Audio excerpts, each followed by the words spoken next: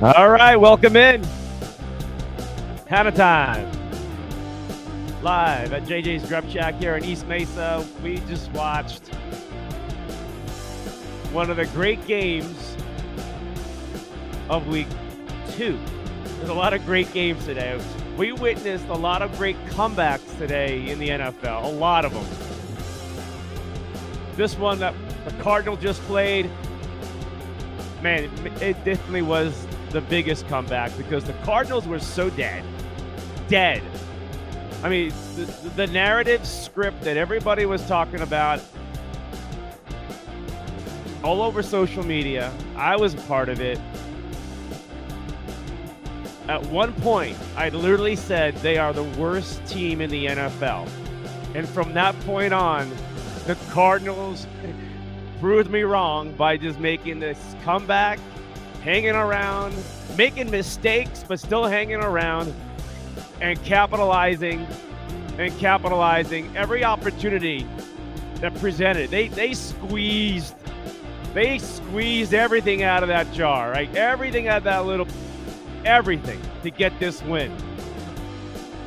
So far, this is the NFL season. What you watched with the Cardinals, and let me get down this music real quick, folks. I really do mean this, though. What you watched with this game just sums up the NFL season so far. This is what you get from week 1 to week 2. It's like an in-between game. Some teams are just not ready. It looked like the Cardinals were still trying to get going. And then finally, after 6 quarters of football, basically, like they finally got ready for the NFL season. I mean, if that's what you want to look at it in the positive way, let's see if it carries over into next week. But a win that came out of nowhere. You know that too. You cannot sit there. I know you didn't want to give up and you were hoping and praying, folks. But there's no way you sat there and going, all right, we're making a comeback. There was just nothing there. And there's so much. I got so much here to talk about that I wrote down. I have like 3 different scripts. I rewrote it. I rewrote it again. Then I thought I was going to rewrite it again when the Raiders are about to win. Who knows, right? It was just so much, but so fun. So fun. All right. I have a lot of people online right now, and I really want to get into it. I got one right now. Hey, it's something about this whole weekend in Vegas that was just rocking it strong, too. And a lot of the fans wanted to talk about it. A lot of the fans wanted to see what happened today with the Cardinals. I'm going to also talk about the rest of the NFL, what happened. And I'm also going to talk about last night in boxing with the big fight in Las Vegas itself, too. Also, another big story coming out of Arizona, an agreement between Herm Edwards and Ray Anderson. Herm Edwards is stepping away.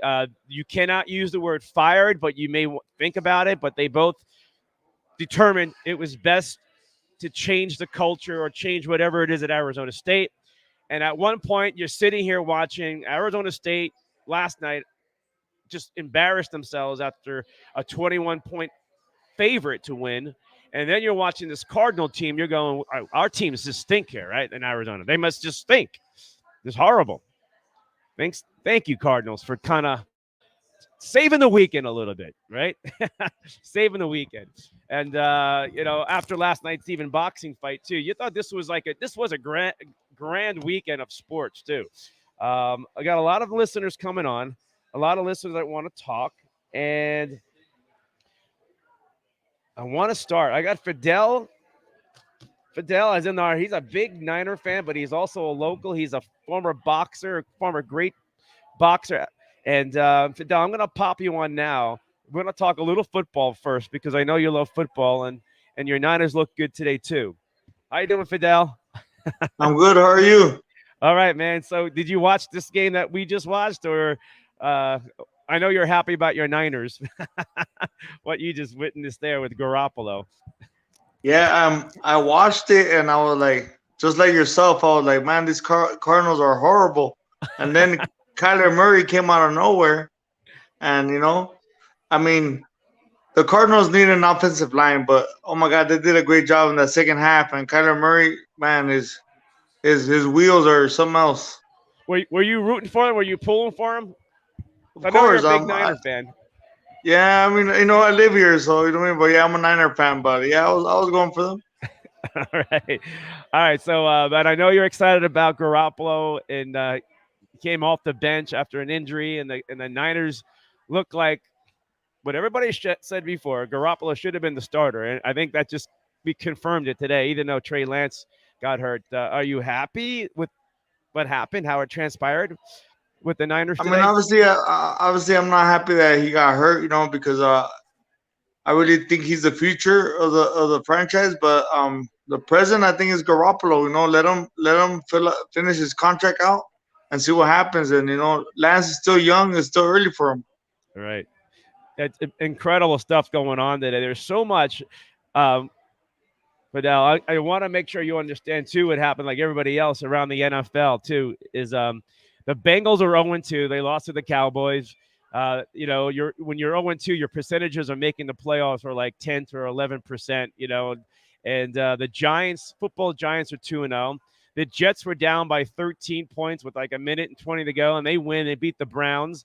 The Dolphins were down 28 or 21 points, 28-3 or something like that. They come back and they win with 6 touchdown passes by Tua, and they knock out the Baltimore Ravens that looked like they had an easy one.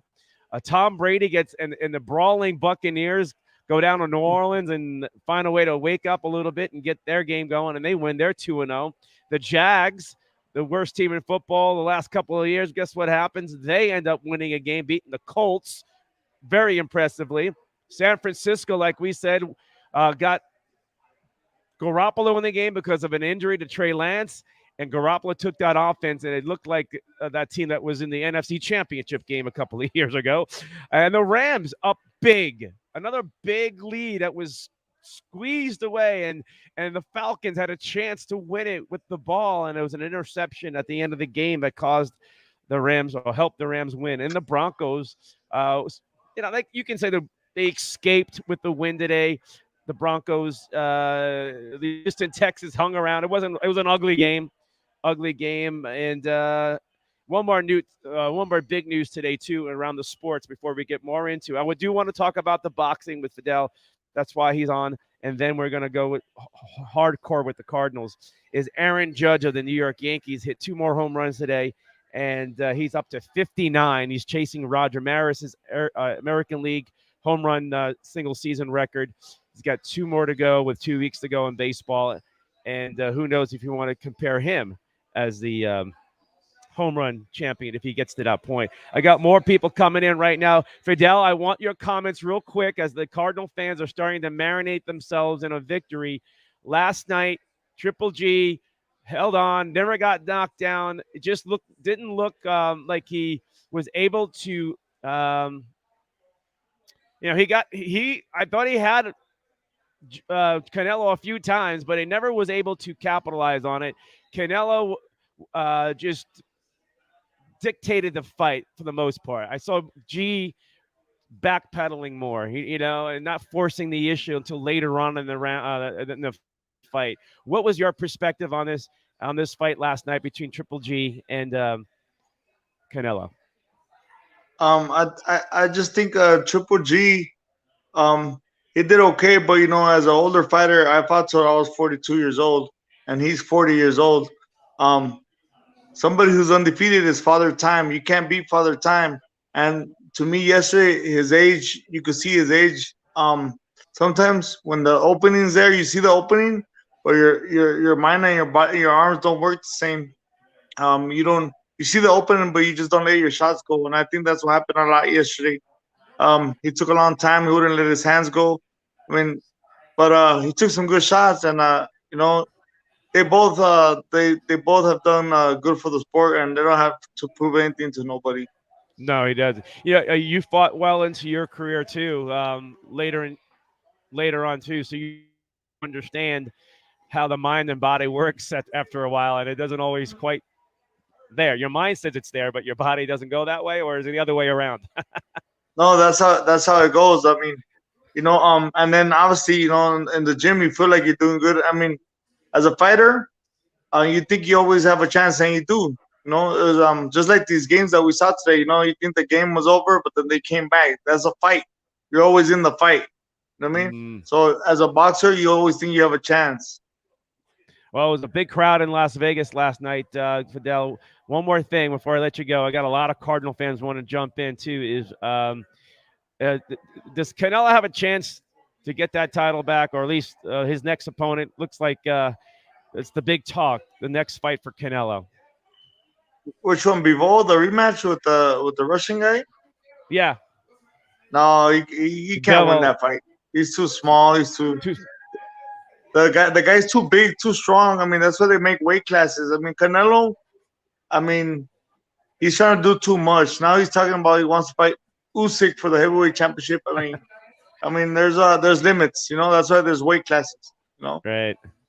Now, does Canelo look like, one more for you? Does Canelo look like the fighter he was a few years ago? I didn't see it last night.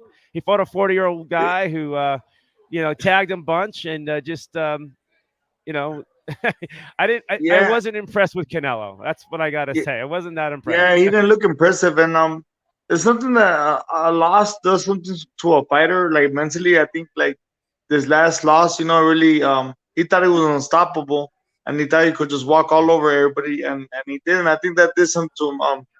Yeah, I mean, this fight would have been 3 years ago. Maybe it would have been a different Yeah. fight. I think Triple G won the first two fights. So, this fight, that's why he stalled it. Yeah, I agree with you there.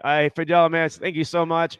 Check him out. Fidel Hernandez is one of the best local fighters that I've watched in the recent times. I enjoy watching your fights at an older age because you are a brawler and you Yeah. understand what fighters are.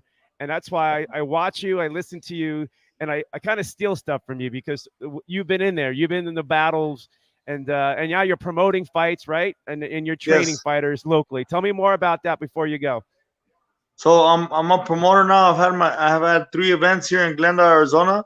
My promotion company is called OG Boxing. So you can follow me at on Instagram, OG Boxing _77. And next, I'm done this year because all the holidays coming up and stuff. But next year, I have Yeah. four shows planned for next year.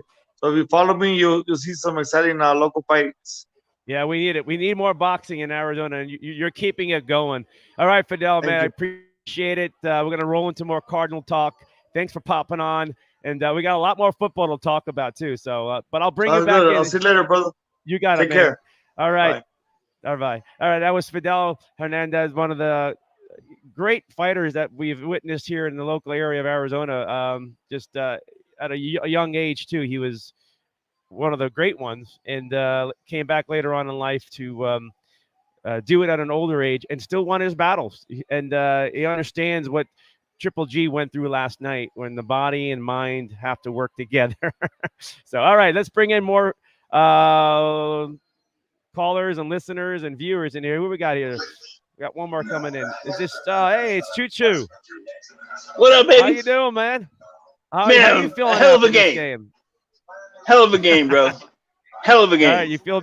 Were you? What were you doing when their Cardinals were down 20? Was it 23 to 20 to I thought to 3, myself, 23 to 7? Like it's like they I'm were gonna the be worst honest. team in football. They were the worst team in I will football be at that honest. point. Last week's debacle reminded me of the last year's playoffs. And the way we came out the gate today, it was scary. I'll be honest. I was like, oh no, here we go again. But let me just be being confident and just sit still and chill and look what happened. We pulled one through Right like we now, do. Cardiac, I will say cardiac this. Cardinals. I will say this, Choo Choo. I'm gonna call you Choo Choo because you got that on the screen. So, is at one point I did say this was the worst since Coach Wilkes. Everything was just lining up that way, and I think everybody was feeling that way. Maybe this was like the energy that the Cardinals felt. Like they felt so much at that point when they were down, and they flipped the switch. and you got to give them credit. The Raiders just disappeared. Resilience. Devontae Adams was a no-show in the second half, and they only had about like 18, 19 plays at one point up until overtime. The Raiders did. The Raiders pass rush it basically disappeared for the most part of that second half, and the Cardinals were able to put the ball downfield. And one more thing about the Cardinals, what they were able to figure out was when James Conner went down with that injury, the focal point of that offense went to a different direction. And I will say this, at halftime, the Cardinals only shared the ball through the air to 3 players at halftime. Okay. By the end of the game, it was up to 9 by the time the game ended. So that really changes, and that's what we thought the offense should have been doing. So anyway, all right. So as a fan right now, though, going into the game next week, the Rams, right? So you got to be feeling good about yourself as a fan. It's gonna be a tough game. Or was this fool's gold? Like, what is this? It's gonna be a tough game. I mean, we have a tough schedule out the gates, honestly. I mean, we weren't expected to win today. No one thought we were gonna win. So it was looking ugly, and it might just turn out to be a good game next week. But it's definitely gonna be a definite battle. I think it's gonna be a tough game. It's gonna be almost like last week's game. The Cardinals will be better. They'll be hungry off this one. Okay. Oh yeah, that's definitely hungry. I just don't know if the Raiders, the Raiders they struggled last week too, and they're a decent team, and it happens. The Rams defense gives up a lot of points. We don't know yet. We don't know, but we're feeling this September out. That's why I always tell you guys, wake me up when September ends, because this is September football. It's like it's almost like December football. It's right. It's the grind. It's a grind. I mean, now you're gonna duke it out, and you have to perform. Your comment was valid. Is this? It took 6 quarters of football to see an intensity, a sense of urgency of a football team that came out of the summer camp preseason that looked like they were not ready. They didn't play as a team. They didn't start anybody in preseason. Like, they didn't get any reps in. And it we were too relaxed quarters. in the offseason. Right. Too confident. So we got punched in the mouth. Are you satisfied now as a Cardinal fan that 1-1 that you overcame? Yeah. Okay. Oh yeah. But I had a feeling we were gonna do this. It was gonna happen. I had a strong feeling. I told Joe last night, he's a Raider fan, and I was like, dude, we're gonna come back and kick your ass. All right, one more from you. Give me your last. Give me your last thoughts about the game today. What stuck out in your mind the most? Heart. We keep fighting. We don't give up. We're a young, hungry team, and it was embarrassing last week. So they overcame. Right. It was vengeance, man. All right. Resilience. All right, Chicho. I want to see you out here Thursday night when I'm out here for that Brown Steeler game. Okay, over at JJ Grub Shack. It looks peaceful back there. I'll see you. Okay, man. That is Choo Choo. Love you, brother. One of the big fans of the show, man. Thanks for popping in, my Bird man. game, baby. I appreciate it. If you want to dial in, I got you. If you want to dial in on this show anytime, come on in on the link. The link is there for the post that you have. We're on YouTube, we're on LinkedIn, and we're on Facebook Live right now, folks. So jump on in if you can. If you got the link for the show, I want to hear your comments. I know a few of the fans wanted to get in, and I wonder if they're celebrating still. What happened, what transpired here for the Arizona Cardinals. But let's go over some things, folks. Let's go over some things that I've written down here. The resurgence of that defense helped a little bit with J.J. Watt today. Gave him another body, gave him some leadership out there. But it didn't go well as the Cardinals found themselves down 20-3, 23-7, and they were dead. And they end up coming back in overtime, winning 29-23 on a fumble return touchdown by Murphy. Took it all the way down, and the Cardinals miraculously win the game. I felt bad for the fans, the thousands of fans that showed up in Vegas from Arizona to spend all that money, because Vegas is not cheap anymore, right? It used to be a cheap way to get there other than go gamble, right? but it's expensive. Rooms are more expensive. Food is more expensive. The whole travel thing has changed, and then tickets expensive. And they're watching that, and I'm thinking to my guys, this is not fun. Like I hope they had a good time other than watching this game or going to the game.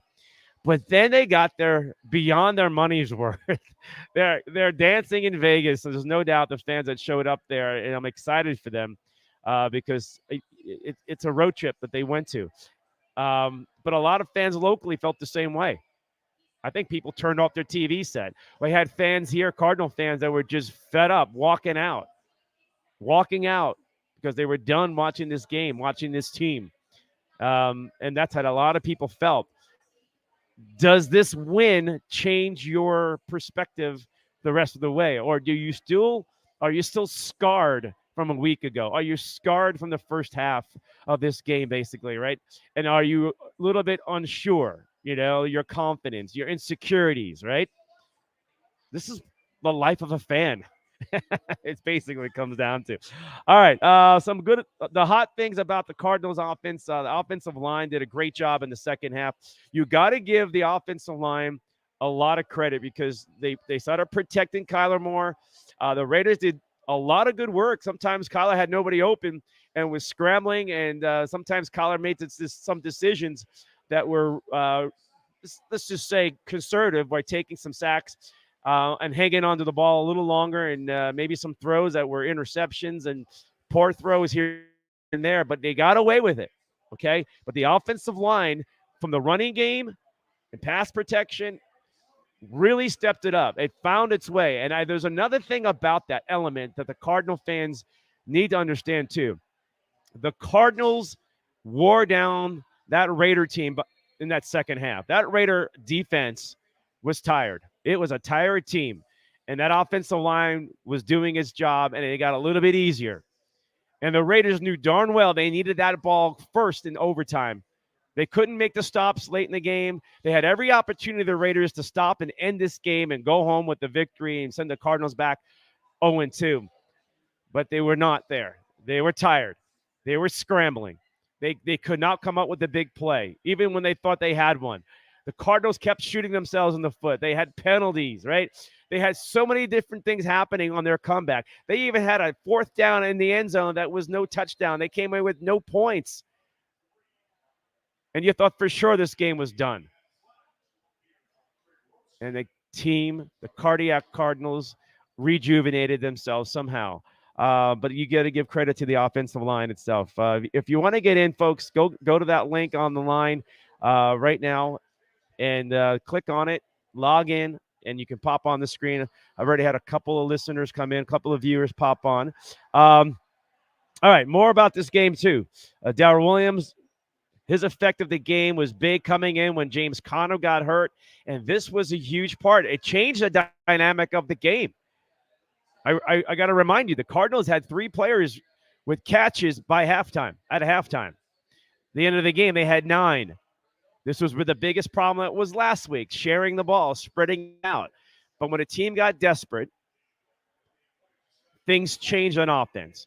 But I also believe that James Conner, sadly to say, the injury took away the emphasis of this game plan the Cardinals were stuck on, and they brought in a new element. Benjamin brought some energy like he did last week, and so did Williams himself too. The energy and the running attack, everything changed, and it opened up the short game, and they took some chances downfield. Zach Ertz became a bigger part of the offense, and then Dortch himself made some nice catches himself. It all changed, and then AJ Green got more involved. The appearance of AJ Green was there, and then Marquise Brown made a couple of nice catches himself and almost cost him the game. That one catch in overtime where he couldn't hold it in and the ball got knocked out, where it looked like the Cardinals were about on the verge of winning the game straight out right off the gate in overtime. I thought Brown needed to tuck that ball in a little bit and catch and bring it into the body, but it looked like he was turning and trying to turn it up the field before capturing the ball and protecting that ball, and that almost cost him. But there was a lot of that. There's a lot of near misses, or things that did happen that really hurt the Cardinals, but they overcame that. All those fourth downs that they were facing, to make those comebacks, to get into the end zone. Pretty remarkable comeback. You got to be excited. There was so much negative, bad stuff. I have so much right here to even go over, but it's hard to go back to the negative, but we cannot ignore them because we don't know what team is showing up next week. We're hoping and thinking that things get better, and now they have their mojo going into week 3. They've been into some battles now. The preseason stuff that we were worried about, maybe they have overcome it, and the fact that they're 1-1 means so much more than 0-2. They survived. They survived that preseason stuff that we believe and truly still believe they were not ready at the start of the season. And they were not ready in this game. They were not. Something just changed, and it was the abstract variety of the offensive game plan. Because defensively, the Cardinals' defense had a lot of rest in the second half. Their offense controlled the tempo, controlled possession, the time on the clock, everything. And the Raiders got worn down. They were spent. And the Raiders nearly pulled it off. Think about the overtime. They were in field goal range. They got a great kicker. The guy's got a bomb of a leg. They were right there. And if Renfro doesn't fumble that ball, and you got to give Isaiah Simmons the big hit. He came up big in that overtime. He had a great tackle right before that fumble, and then he makes the big hit to pop that ball out, and the Cardinals jumped on it, and then the victory was in their hands at that stage of the game too. So, guys made some plays. Can they continue this? Can this be a consistent way of playing the game? That's how you got to play. That's how you got to play. All right. More about this too is the Zach Ertz. You think about Zach Ertz being held a whole lot. I mean, he was getting mugged and late in that game. And some of the calls didn't go in favor of the Cardinals, the non-calls too. These are the things that the Cardinals had to overcome. Also, on that fourth down, 5 seconds left, right? Murray finds the end zone, right? The 2-point conversion, right? They have a penalty on the 2-point conversion, right? They got to go back 5 yards, right? Then there's A.J. Green's catch back of the end zone, barely keeping his body in bounds, taking a big hit. Cardinals tie the game up. Everything was so close, inches. It could have been over just like that. And something was on their side. Something was on their side. More about this. The Cardinals did wake up. Yes. All this came down in the fourth quarter itself, though. The Jalen Thompson, the interception that he had it in his hands, right? And he dropped it in that overtime, right? And you're thinking, oh, this is not going to happen. And, there were, again, so many of these integral parts of the game that the Cardinals kept on shooting themselves in the foot, even in their comeback attempt. That Jalen Thompson was like, oh, my gosh, that was it. You had it, brother. You had it. You could have stopped the Raiders right there. Didn't happen, right? But soon the Cardinals make that fumble and return it for the touchdown. All right. Here are some of the things that I was thinking about before the Cardinals comeback. I want you to, what were you thinking about before the Cardinals made that comeback? All right. Michael Bidwell, please explain, who are you relying on to make you agree with contracts, player personnel, scouting team, who's scouting what, player personnel and everything too, or scouting the opposing teams. And, who is he relying on? Because at that point, when the Cardinals were dead, they were done, right? You know that. You can't sit there and say, oh, I believe. Yeah, you can believe, but you know that they were done. And you can't realize that, because that's what I was saying. And everybody should have said that. But that's just what I was thinking. I was like, Michael Bidwell, man, what are you thinking right there at that point? And what is he thinking right now? All right. Maybe we turned the corner, right? We cannot see this again. I was having nightmares of Coach Wilkes, right? You had Coach Wilkes in your everywhere. You open up the refrigerator, he was staring at you, right? You go to the bathroom because you can't watch the game. He was staring at you in the mirror, right? It was Coach Wilkes everywhere during this game, right? You saw him, right? You close your eyes and you're like, you had a vision of Coach Wilkes. You saw, Coach K on the sidelines, right? And all that frustration going on. And you saw Coach Wilkes roaming the sidelines, right? You were having all these flashbacks. The nightmare was there. And the reality was maybe sinking in, like maybe this is it. But you have life. The Cardinals have life, and that's what it comes down to. And like a lot of teams, you could be the Bengals Super Bowl team last year, 0-2, struggling with some offense right now. And think about where the Bengals are. Okay, think about what the Rams are. They're 1-1, just like the Cardinals, but they gave up a bunch of points again. Where is that Rams defense? Right? I was watching Jalen Ramsey celebrating because he picked the pass off in the back of the end zone at the goal line to end the game. That could have won the game for the Falcons on their great comeback. But it was a poorly thrown ball, too high. If Mariota throws the ball to the guy, right to his chest or lower, it's a touchdown. And Jalen Ramsey doesn't have anything. He gets burned, but he's over there at the sidelines acting like he's the hero. Well, he makes the catch, so you give him credit. But he got beat. Rams got a lot of problems on defense. Aaron Donald wasn't really that effective today. Okay?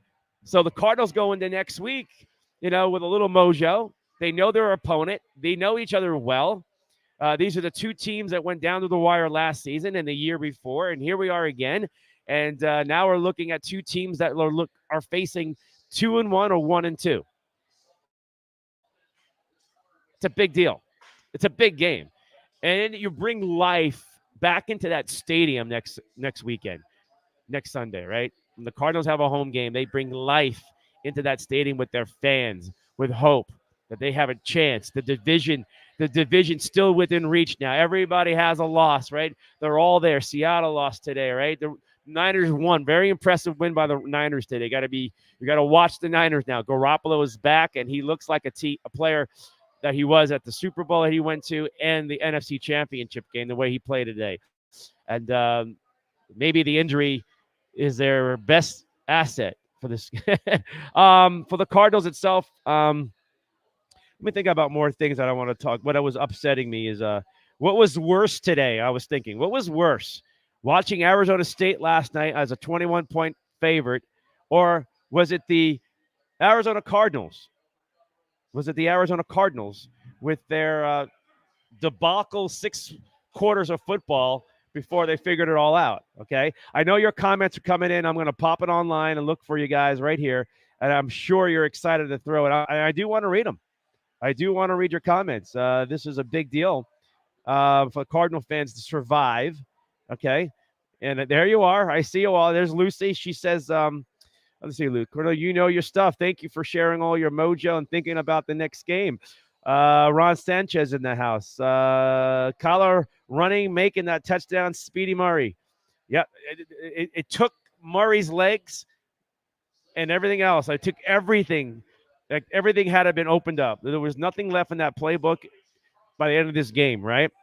Joel said, never give up. Kyler Murray didn't. What an amazing comeback. It was truly amazing, guys. Breon says, man, that was a good game like ours, man. Yeah, I know. There's a lot of, like, Breon, the Ravens blowing that game. And we had a lot of comebacks. The Jets come back. The Falcons almost did their comeback. It just was one of those remarkable Sundays in the NFL. But it also explains to you in the NFL where we're at. Do you really know who's the best team in football right now? You can lean on the Chiefs, the way they performed. And that's about it. That's about it. Because if you're 2-0, only the Chiefs can say that it's pretty good. Everybody else, a lot of 1-1 teams, by the way, a lot of one. Even the Jags are 1-1. The Jaguars, they look good. Where are the Colts, right?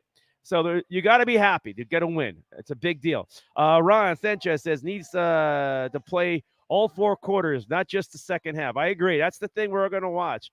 Is just a fool's gold, in the desert with the Cardinals, and they just were a desperate fight they were in. Everything was on the line. Their season looked like it was on the line. When you think about the percentages of making the playoffs at 0-2 comparable to 1-1, right? It was all there. And you kept hearing the announcers, right? 4th down. Is this the play of the game, or is this going to be the game? This is the game for now, right? This is what they were all talking about.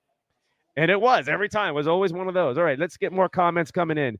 Um, September to remember, right? Well, just like I always tell you guys, wake me up when September ends because I really you won't know. You won't know in the NFL after summer preseason camp stuff. A lot of teams are starting to find themselves in week 2, and then week 3 they got to kind of like solidify it, and then maybe week 4 it's more confirmed who they are. And now, where are the Cardinals? Are they actually finding themselves, or it was just fool's gold? And it doesn't get easy. Their schedule's tough. I mean, they were looking at 0-3 going to next week with a tough opponent, but they're not. You're not. And for Coach K and the Cardinals, starting off their 3rd season together with Kyler Murray, they're not a losing record after week 2 still. They are still a team that is able to be just like everybody else, alive and kicking after week 2 of the NFL. All right, your comments, folks, please pop them in. Dave Hoffman. Hey, Dave, pop it on your phone if you can. Get online, get your comments in if you can, but also log into the show, folks. Log into the show if you can. I'm going to try to see if I can pop it on the screen right now on my end. I'm going to pop it on my screen right now. Okay. This is what I want you guys to do. All right. Let me see here. This is what I want you to do right here on my show, Hanna Time, post game with the Cardinals itself. All right. I want you to pop it on. Okay. Where are we here? Here we go. I want to make sure I get you guys. There we go. All right. Here it is. All right. I'm going to pop it on the screen. I'm going to give you all the codes. I'm going to give you all the login information right now. Okay. That you guys want to come on in, express this. Here is the code for you guys, the login. Make sure you're ready, pretty or not. You're going to talk to me on camera. It's on. I just left a comment in the show comment section.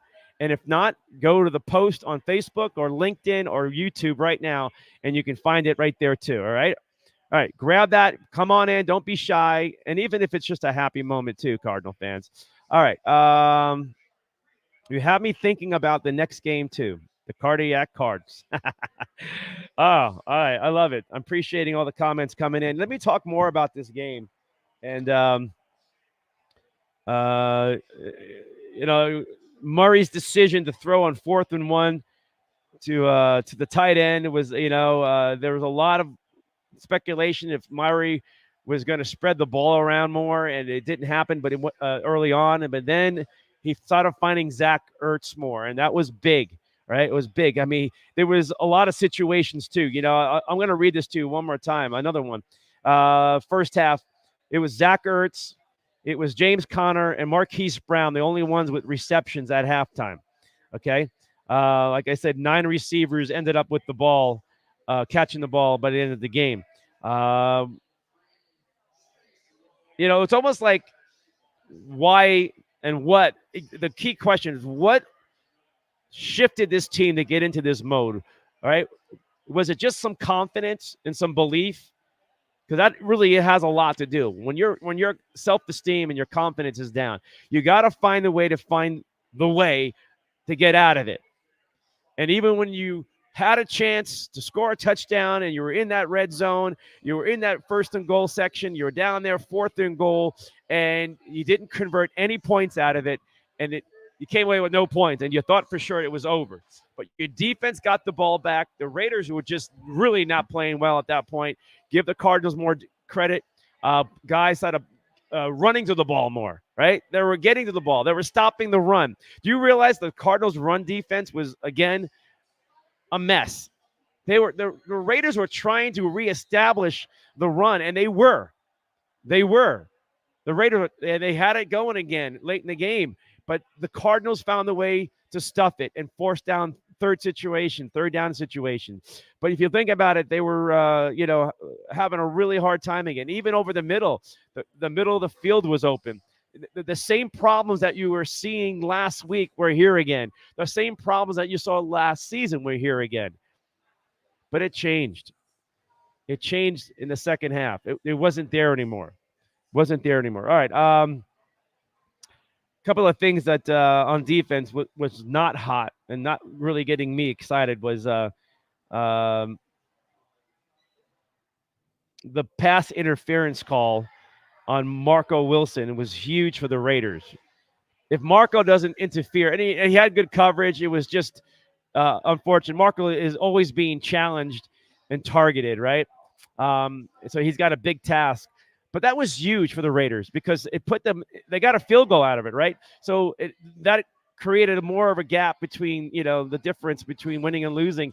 And the Cardinals were in a position where they were going to make a stop and get the ball back. And that was a huge personal interference, pass interference. And that gave the Raiders some life. But without that, it's possible the Cardinals, win the game in regulation because the Raiders had no offense other than that pass interference. So you think about that one that went for a huge gain on the penalty. So they responded with that field goal, making it, it was a 23 points for the Raiders, and if the Raiders put that in the end zone instead, kicking the field goal, it's a whole different story, right? Probably. So, tough one there, but the Cardinals overcame that. That's another one. They overcame. There were so many obstacles that you were just like, they're shooting them. Oh, they're going to shoot themselves in the footing. And they did. They did, the Cardinals. Let's face it. They really did. But they overcame it, which is, you got to give them credit. Adversity. And that was good. But third down and long situations too. The Cardinals gave up a bunch early on in the first half of the game. By the end of the game, the Cardinals only experienced one throw over 20 yards and was an incomplete pass itself. Quarterback hits and rushes, or hurries. The Cardinal, situation. Kyler Murray was, he was in panic mode a lot, right? But a lot of it because he was not going to give up on the play. So he was not settled in the pocket for the most part, right? And a lot had to have been early on with the pass rush. But in the second half, Kyler got settled in more. He was looking to get out of the pocket more, make things happen, break down those defenses.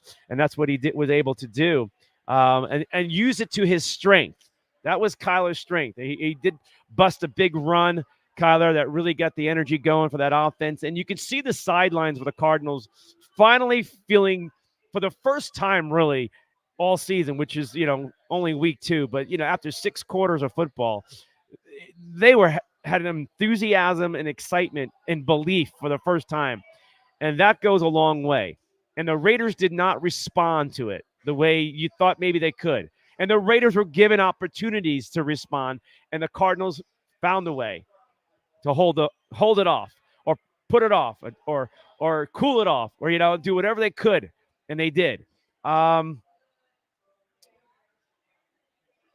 Isaiah Simmons in overtime, I got to give him a lot of plus. Zaven Collins, these young players started showing up in the overtime when they needed them the most. I thought one of the cool things to talk about is all this talk about Devontae Adams. He did have a touchdown catch, but if you think about Devontae Adams, where was he? Right? Do you want to hear some numbers on this game?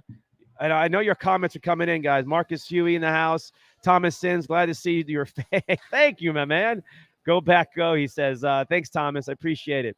Todd's in the house. All right. So I don't think this was all on Kyler. Like Kyler was the hero. This was a collective comeback. Many things, because they kept shooting themselves in the foot. Kyler shot himself in the foot a bunch. Guys were fumbling the ball. There were penalties, restoring the play, getting the ball back. There was a lot of things that helped them out. But here are some of the numbers. I'm going to look on the screen for you, too. All right. So if you want to look at first half stats comparable to what was going on in the second half itself, quite a difference. Kyler Murray was 6 for 9, 53 yards by halftime. Okay, 53 yards. He ends up with 277 yards passing.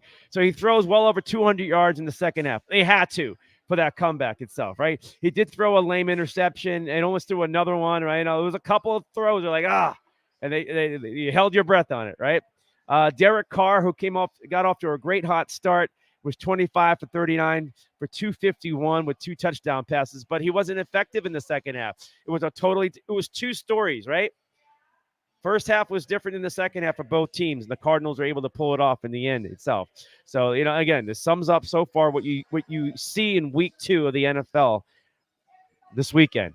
Um, More stats too. These are numbers and so forth. Total yards in the game. Did you realize the Cardinals had over 400 yards total? 400 yards total in this game. The Cardinals. That wasn't even close by halftime. So you can put it all together with the running attack involved too. When running the football itself, they had 143 yards. 143 yards rushing. You know who are the leading rushers in that department? It was Williams coming off the bench, right? It was, hey, James Conner had a couple of nice runs before he got hurt, right? And it was a bulldozer. Kyler Murray added on with a couple of nice runs and scrambles that added on to it. But 143 yards was a lot. And top of Murray's throwing yards, yeah, it was well over 350 yards plus for the Cardinals in that second half and overtime that they were able to put together for yardage. Huge difference, folks. This is the offense that you're hoping to see the rest of the way. This is when we all thought and believe and still believe somewhat that the Cardinals are a team with a lot of weapons that can actually score up to about 20, 4 touchdowns a game, right?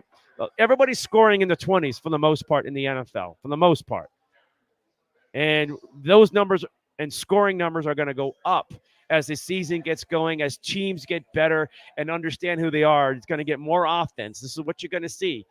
The sloppiness of the games around the NFL are not going to be as sloppy as we're watched today and we watched in week 1. It's going to get cleaner, okay?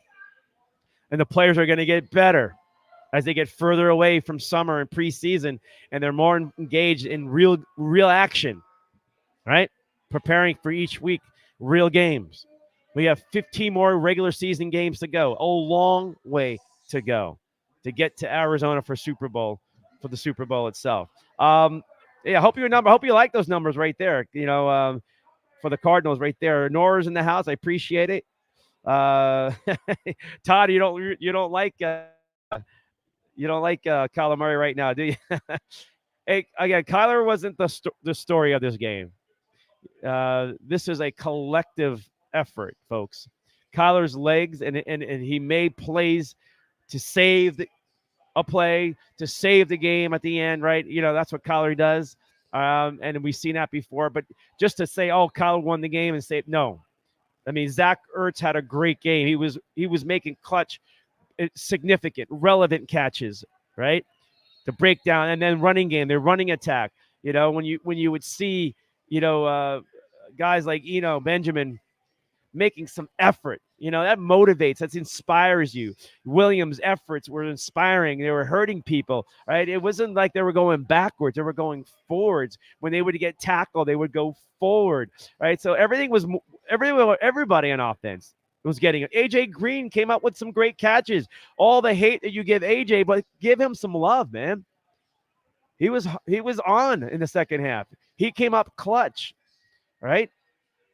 Big stuff. Dortch again came up big for them, right? Just saying, it wasn't just one guy. This was a collective effort, and guys getting open. Something clicked.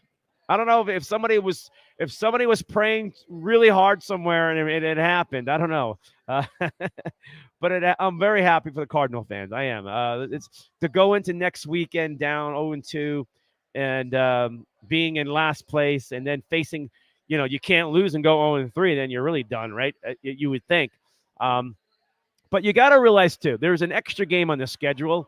So all these numbers about percentages of winning and getting into the playoff is skewed a little bit because there's that extra game. So these numbers, when you're about 10 to 11% of making the playoffs when you're 0-2, to compare to like 40-45% when you're 1-1. Think about that extra game that can make a difference of getting into the playoffs, that you need that win. So we don't know yet. These numbers are not really accurate now that we have one season done with 17 games, and we're looking for another one that I would assume those numbers have to go up because it's an extra game. Because you're going to start the season 0-2 or 1-1, right? So I think the numbers go up for a lot. But the NFL, if you look at the standings right now, there's a lot of teams that are 1-1. It's almost like everybody, after 2 weeks of football, everybody's still where they are by the time we kicked off last weekend on 9/11, right, when everybody was 0-0 on the record. If you look around the NFL, the majority of teams are at 1-1, and it's just like it's reset back to it's reset back. So week 3, here we are. Got to win this game to get ahead of the pile. I got to get ahead of the group. All right, to stay ahead in the win column. All right, so the Cardinals got themselves back. They're alive, like the New York Jets are. The New York Jets are alive. Think about what the Jets did today. Now you think, the Jets are the Jets as good or bad as? Who knows? They made a comeback today on the road, just like the Cardinals did. Okay, the Cincinnati Bengals are 0-2. One game out of first place. A lot of time left, but are they done? 10 to 11% chance of making the playoffs at 0-2. The Super Bowl appearance last year. So putting this in perspective is kind of hard right now when you have that extra game for the NFL itself. All right, I don't know if anybody's popping in, but you guys can come on in anytime right here on Hanna Time. This is some post-game talk comments. Had some couple of guys pop on early on, talk football. We had a little boxing involved in there too from last night's big fight too. One of the big stories today is Arizona State has decided to separate and go their other way, with Herm Edwards no longer the head coach of the Arizona State Sun Devils, in an agreement, talking it over with Ray Anderson, the athletic director for the Arizona State Sun Devils programs, sports, athletics. Decided today for the football program it's best to relinquish his head coaching position. Herm Edwards said that was best to do. Ray thought it was best for the school, for the team. And it's not a firing. It's more of an agreement saying this was best. Because I think Herm himself, who's a straight-up guy, realized that there needs to be a change to go forward with this program. Now, there is a name out there, folks. There is a name out there right now that that the Arizona State Sun Devils can think about. Urban Meyer. Urban Meyer is sitting out there. He's on TV doing college football for Fox, right? Do they bring him in right now? Do they throw out the big dollars to bring this? You got to do it. If you want this program to go, you bring in one of the best college coaches in over a decade, right? He's been that legitimate for 2 decades as a coach in college, is Urban Meyer. And he's available. I would think the Sun Devils need to think about Urban Meyer. Go make this presentation, because then you can build your program for what Herm has and what he was able to leave behind. He put Arizona State on the map, and it started to diminish a little bit now, right? Lost some of that stuff. Urban can just grab it and bring it right back up and work on this program and go recruit for this year if Urban wants to get back into it. Make the call. It's not, Scott Frost got fired by Nebraska, and that Nebraska may want to go after Urban Meyer too. But it's not often that coaches get fired or let go or walk away after a couple of games into a college football season. And the opportunity is there if you want one of the best, but you're going to have to pay. You're going to have to pay Arizona State. But why not? If you want to be big time, you want to talk the talk, you're going to have to put up something like that to grab a guy's attention like that. Here's some news for you today to 18 and 11. Let's see here. What have I got here? Against the spread today. If you took to teams against the spread, you won big time in the NFL. Big time. Against the spread. Look at all the winners today. The Patriots against the spread. The Jets against the spread. The Giants against the spread. The Cardinals against the spread, right? Think about all the big ones. Jaguars against the spread, okay? Let's see here. I'm looking at more teams here. Dolphins against the spread. Okay, I'm just throwing some up. The Cowboys against the spread. Right? Think about what happened today in the NFL. And where are we? This, again, it brings me back and all of you back to the same spot. It feels we're going into week 3 for the most part in the high 90 percentile that we're starting this season all over again because most of the teams are 1-1. It's the way you got to look at it. All right, comments are coming in. I'm going to pop you on. I've been on for a little bit here, and I do appreciate your comments strongly. Okay. Um, I'm going to look at you guys. You guys are just been phenomenal. Okay, here's your comments coming in. Audra, hey Audra, how you doing? Ron says Green needs to catch the ball, hold on to it often. He got lucky finally when it counted. Michelle Nelson, hey Michelle, how are you? Let's see. Kyler is not worth my money. I don't think Kyler's worth the money. I agree. You don't get blinded by what the end result was today. Kyler did a lot, but this money needs to be valued and worth throughout the whole season. Because at one point, not just me, but you, I'm looking at you. If you're sitting there thinking that, no, don't. You got to be realizing this. You realize that at one point, everything was bad.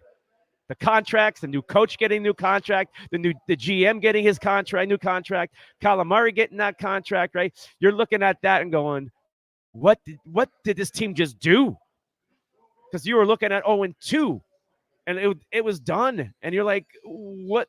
How do we blow this up? We can't? You got to stick it out, and like, what are we sticking out?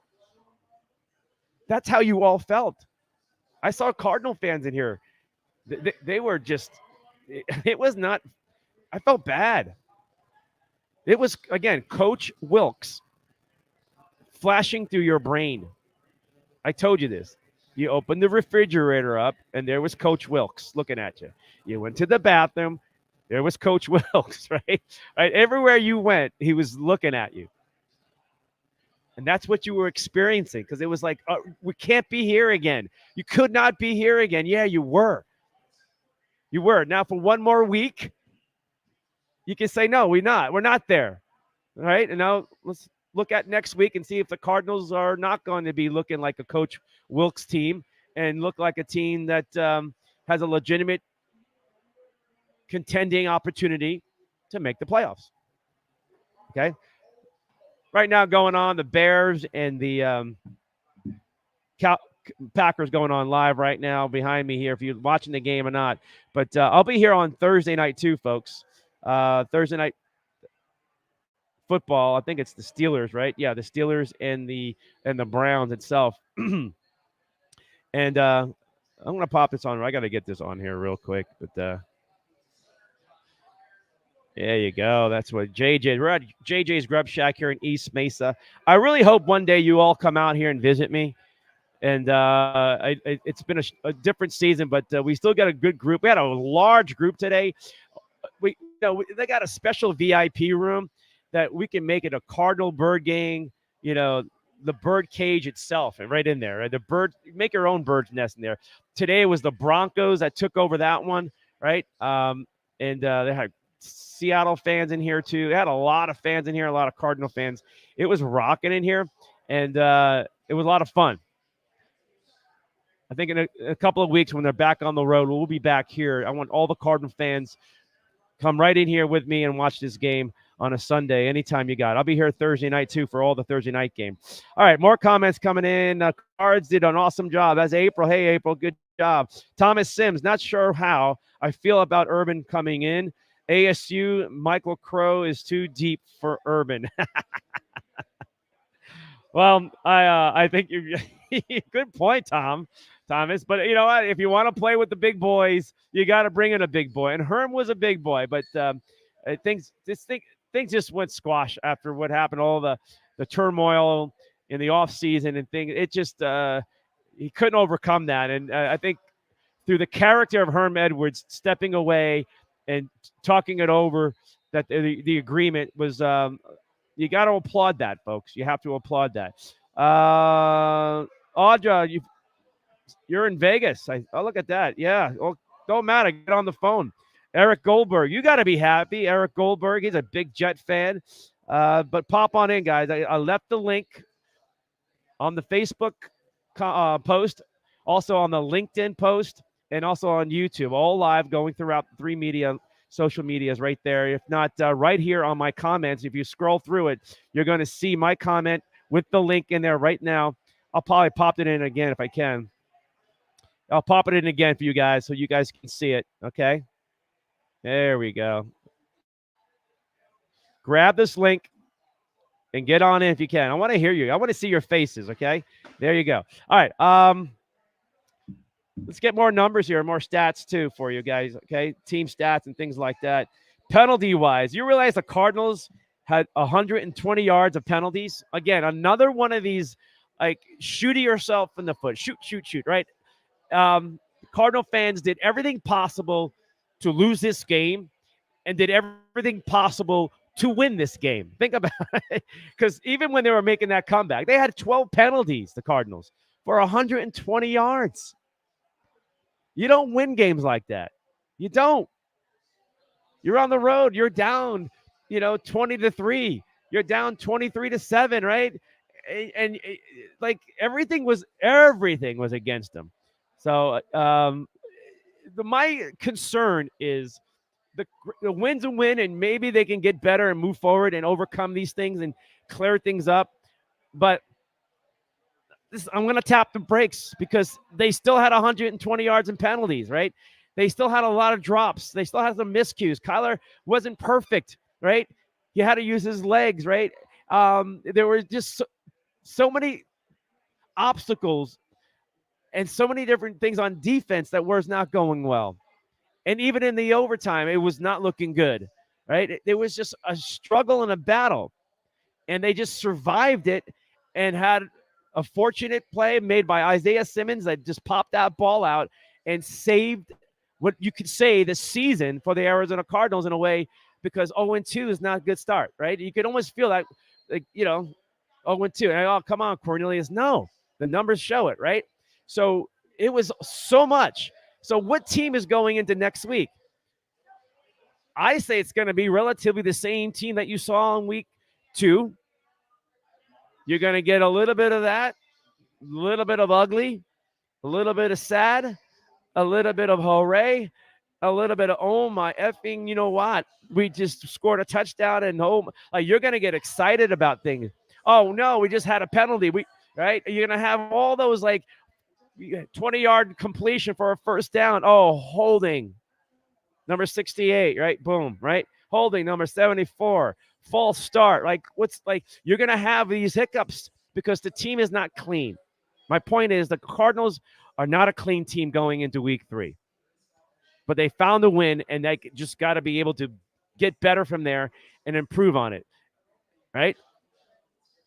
Even if they end up losing next week, they can rebound and go 2-2. Remember we talked about this because the DeAndre Hopkins storyline is still really very relevant. And I want to put this up here, folks, because I know you saw it on TV. If you didn't, I did. This is DeAndre Hopkins stat stuff, right? He's back in week 6. And we talked about this. I said to you many a times, you got to tread and survive through September. The schedule is rough. I don't think the Cardinals have a lot of talent compared to the other teams.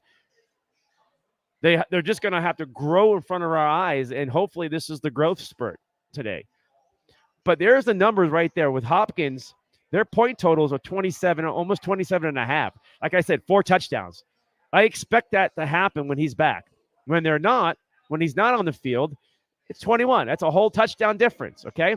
It's a big deal in the NFL because most teams are scoring 4 touchdowns or more, and, they're close to the upper 20s, 30s when they're scoring in the NFL. The record's 16-10 compared to 3-5 when he's not on the field, right? Now it's 4-5 on the field because they won today. All right. Total yards, still very up. Big difference right there, and 40 yards, basically a big 40-yard difference going into today's game. And in the red zone alone, scoring touchdowns in the red zone, the Cardinals at 65%, 66% with DeAndre Hopkins on the field, down to 54% when he's not. But today, they put the ball in the end zone in the red zone. So they even overcame a lot of the DeAndre Hopkins numbers that I just shared with you just now. So again, promising, but what team is showing up we still got to wait and see. Got to breathe through this, right? But very satisfied that the season has a lot of relevance early on, and that a big game next week in the nest, and the Cardinals and their fan base is jacked up, pumped up for it. Okay, that's what it comes down to. All right, more comments coming in before we get out of here. I really appreciate your comments too. Is Francisco Paca? Hey, Francisco, how are you? My old friend from Fox Sports. All right, more news around the NFL, guys, and I'm going to throw that back in here for you. Okay, um, Jimmy Garoppolo ended up coming into the game when Trey Lance got hurt, right? Trey Lance left the game today. Here's a little photo for you, too, from today's game. Trey Lance is out, and Garoppolo is coming in, right? There's Trey Lance on the cart. He is hurt. He's done for the day. Garoppolo comes in and just basically lights it up. And if you're a Ram fan, if you're a Cardinal fan or a Seahawks fan, not good news, because Garoppolo, motivated, chip on his shoulder. He was supposed to be traded, all this nonsense. But you knew deep down that Garoppolo was still the better choice. But for some reason, the Niners went with Trey Lance. Not working out. And this may be the biggest thing for the Niners season so far, is getting Garoppolo on the field itself. All right. How about this? If you haven't seen it yet, here it is for you. The Dolphins, Tua and Tyreek, got together, 6 touchdown passes. This one was a fifth one on this photo I'm showing you right here. 6 touchdown passes as the Dolphins make a comeback of 28-3. 28-3. They come back and they win in the end over the Baltimore Ravens. Embarrassing loss for Baltimore. How about the New York Jets on their comeback itself? Joe Flacco finding 2 touchdown passes with about 1:20 to go in the game. Beat the Cleveland Browns. We had Brown fans in here, and the Brown fans thought that they were going to be 2-0. They thought their season was on, like 2-0, and here we go. And before you knew it, they were shocked. This is the storyline, the narrative around the NFL. This is the storyline. More news. Something about baseball. The big story coming out of baseball today. I don't know, folks, if you've seen this yet. Aaron Judge has hit his 59th home run. He hit 2 today, 58 and 59. He is 3 ahead of Roger Maris's pace of 61. He's got 2 weeks of baseball left, about 12 games left, and he is really on a great pace of breaking that American League record. And here's the question I bring to you folks, too, if you want to have this thought and conversation. If Aaron Judge breaks Roger Maris's record, is he the legitimate single-season home run champ king if he breaks Roger Maris's record? Knowing the controversy that even the baseball of Barry Bonds hitting his 73rd home run, that broke the record and everything, is in the Hall of Fame, but it's on the 4th floor with an asterisk on it, with a little message, a little like article thing from the Hall of Fame about the questioning of Barry Bonds. They're not even recognizing it, but they have the ball there, but they put the asterisk there. It's legitimately there. Then you have the McGuire situation and the guilt there, and the Sammy Sosa stuff. All 3 of them who surpassed Roger Maris have big question marks all over this, right? And now here we are. Will you accept the fact that maybe legitimately, even though the record books are going to have their names in it, you were hoping like Aaron Judge could actually get to 73. That'll be a remarkable 2 weeks of baseball if he did. But getting past Roger Maris will bring this great debate for a very long time in baseball, that Aaron Judge legitimately broke Roger Maris's record for what we know, right? If that happens. And all the argument about the other 3 that broke the record and hold the record, That's why baseball has a lot. That's why people love baseball, because it carries more of historic numbers. It means more than any other sport. So good luck to Aaron Judge and the Yankees. If he can actually pull off this big feat too, it'll be awesome to see. All right, your comments coming in. I appreciate it. If you're still around, I love it, guys. Don Seavey in England, the UK. Hey, Don, are you happy about this? You happy with what you witnessed tonight? I know it's dark where you are in the UK. She's about 30. There she is. She's about 30 minutes from London, I guess. But she's a big Cardinal fan, and I appreciate you popping in. I'm glad you're happy about what happened. Greg, Eric. Hey, Greg. Come on in, Greg, if you want to comment. April, you want to comment? Come on in. Christine, come on in if you want to comment. Appreciate it, guys. We only have a few more minutes left in the show itself. But let's recap it. And then we'll go from there. By halftime, as an Arizona Cardinal fan, you thought this team was done. And here's some of my notes at halftime. This is what I wrote. I wrote, Michael Bidwell of the Arizona Cardinals, please explain who are you relying on to make you agree to contracts, player personnel, and scouting reports, right? Like, it's a hot mess, right? Everything about it. That's where you were at. And I know a lot of fans were thinking of the same thing. I was also thinking, what was worse? What is worse? The ASU game last night, Arizona State football game, or the Herm Edwards story today of him stepping away from the head coach position in the Cardinals. I said it. I posted it. I said the Cardinals are the worst team in football. That's when they were losing 20-3 and 23-7. It was dead. They were the worst team on. Like, nobody was playing that bad in the NFL at that point. And I remember somebody left a comment, and I said the same thing, the worst team in football. But I left a but right after that. But let's see what happens in the second half. And that's what happened. And the history of it and what happened in the end result, the Cardinals pull off the great win, a desperate win. They would have been facing a lot of loud, ugly music back in the desert, coming back home from this game itself. All right. I was questioning Kyler Murray and the big contract. I mean, it was a lot. Okay. The Raiders defense got tired. They were a tired team, and that really helped the Cardinals to move the ball as easily as they were looking in that fourth quarter itself. I thought the Cardinals will have them and take them in the overtime, knowing that the Raiders defense was on the field so much, but the Cardinals came up short.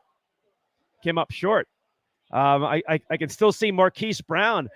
He had that ball in his hand and got knocked away in the overtime, but he never brought the ball back to his body. He was turning up field or something, and I thought that cost him. You got to learn to catch and bring it into your body, protect the ball. And I thought maybe we would be talking about that in overtime, after the overtime, if the Cardinals lost. You got to give a lot of thumbs up to Darrell Williams, the running game. Benjamin coming in after James Conner. I thought the turning point was when Conner got banged up a little bit, that they had to change their offensive game planning, and it worked out well. The offensive line really did its job. You didn't really hear the sacks. You didn't see any heavy pressure. Right? It wasn't coming. They got there once in a while, and they hurried Kyler Murray here and there.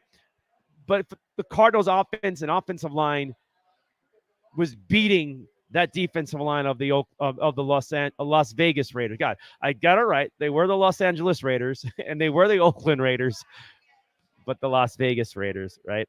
All right. More comments here. I'm going to throw it at you too. Why did you wait so long?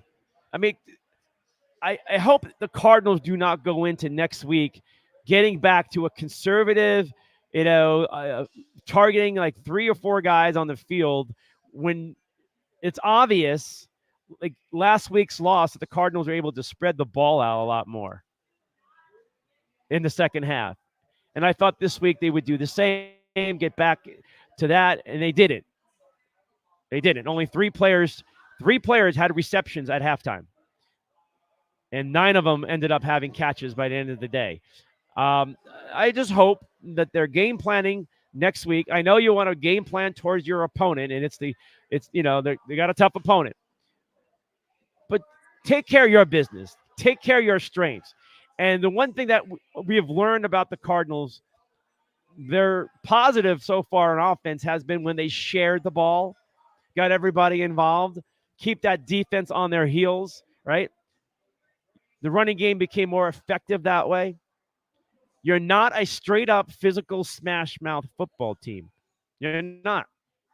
Matter of fact, I'm doubting how much talent you have until you get completely healthy. Your depth chart is not strong.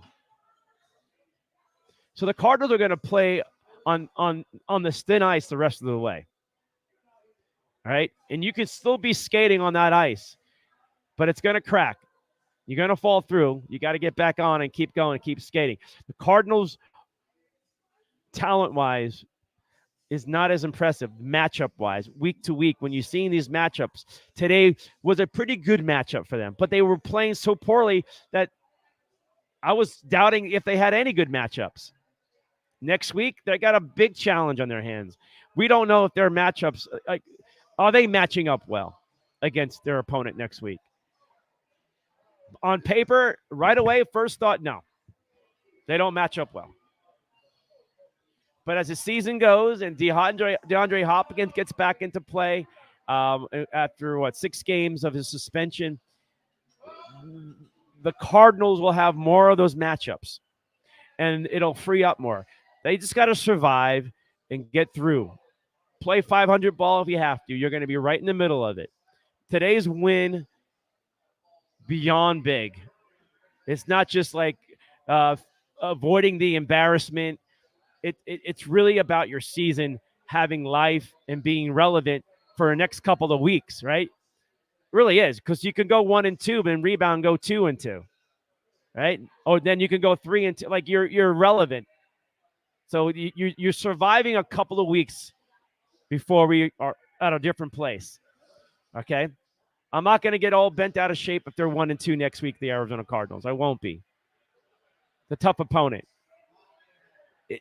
But you got to keep winning and finding ways to win and keep that record relevant.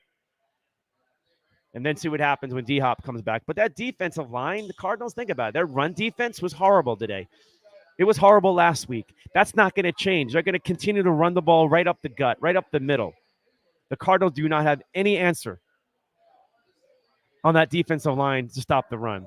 Their linebackers do not stop the run. They struggled again today, folks. Do not try to pick a few of these nice highlights and nice little plays here and there. The body of work still remains, and it still exists. It's not good.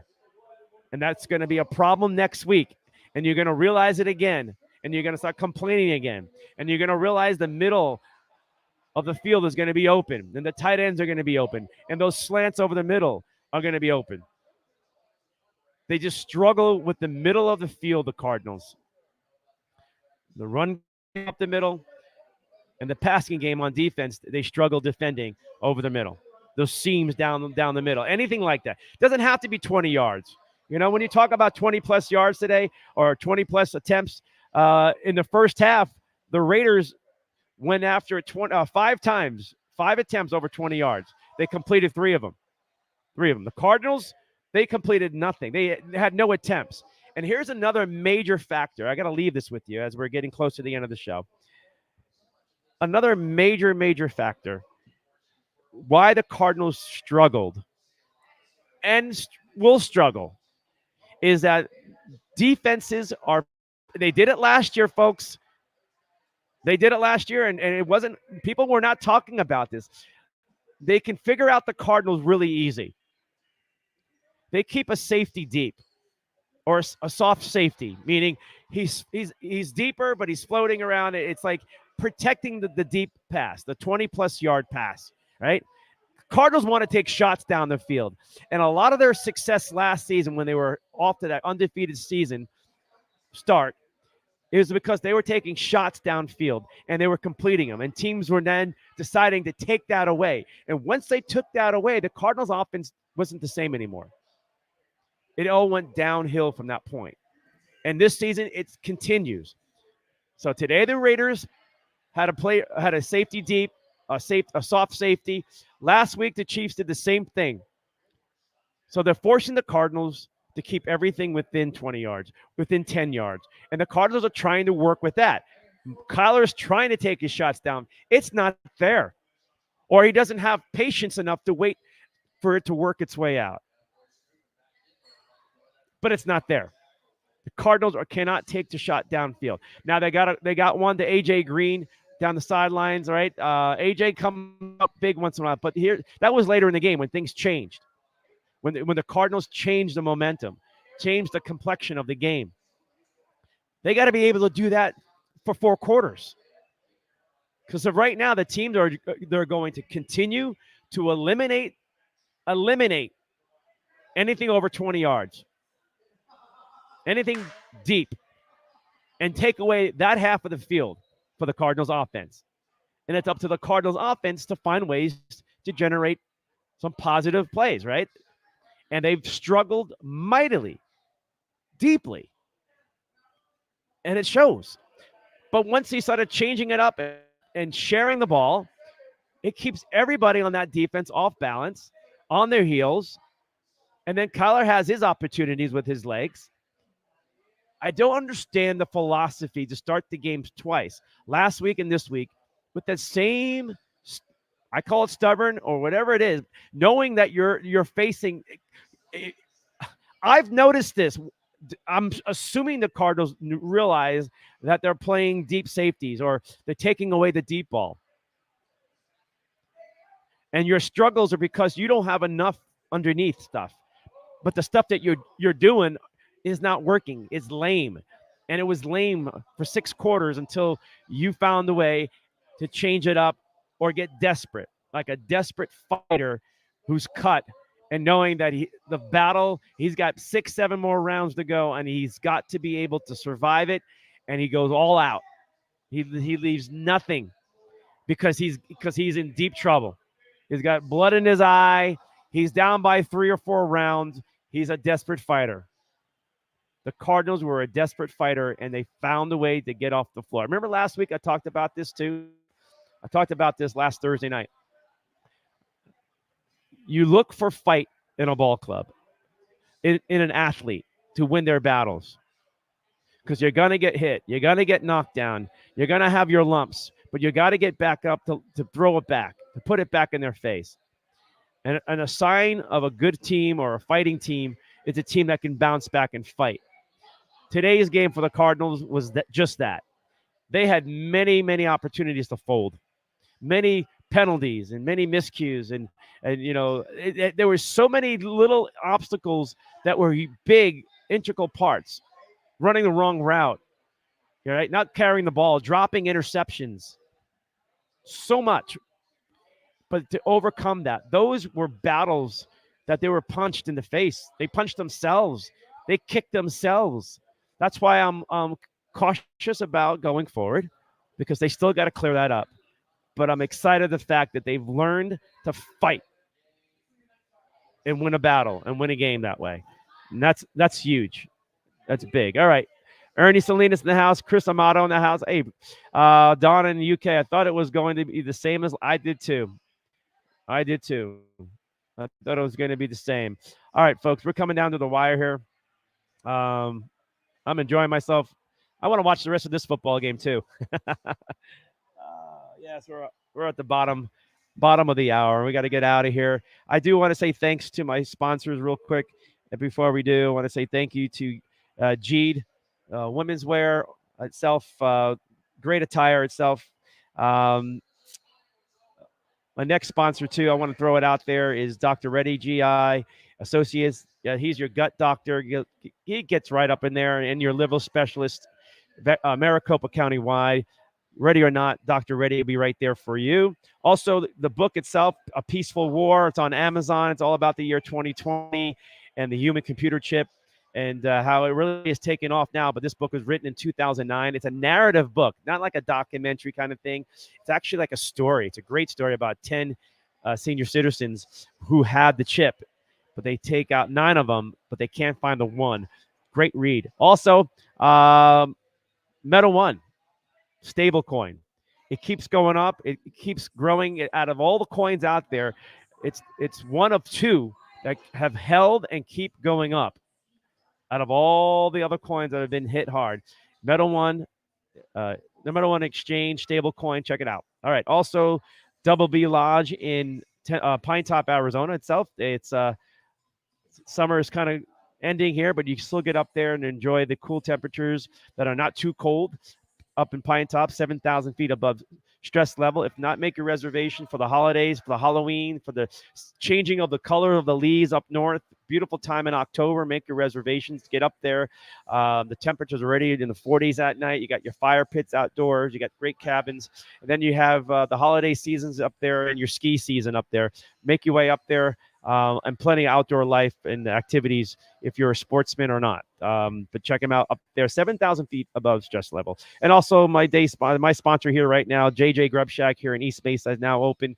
Watch all the games or all the sports you want. Great place in East Mesa itself. Just like Higley and Main Street vicinity if you want to think about the area itself. But good. And one of the best menus too, by the way. Very diverse. It's not just this bar food that you usually see. Trust me on that. I had catfish. They have a catfish meal. There's 2 different versions of it. Fantastic stuff. Fried okra. My goodness, my favorite for a side dish itself. All right. Thank you guys. I appreciate it too. If any more comments coming in, I want to throw it out there. Don, enjoy your sleep in the UK. Coach Wren, hey Coach, appreciate you popping in, saying hi. Love you. One of the great high school coaches in Arizona high school football history, Coach Wren. All right, guys, I got to get out of here. All right, enjoy your Cardinal win. All right, the heck of a win, great win, and just keep our thoughts with the Arizona State Sun Devils itself. A new coach in the making as Herm Edwards shuts it down and decides to step away in agreement with the school itself. It's best to move on. And I'm going to put a name out there again. Urban Meyer.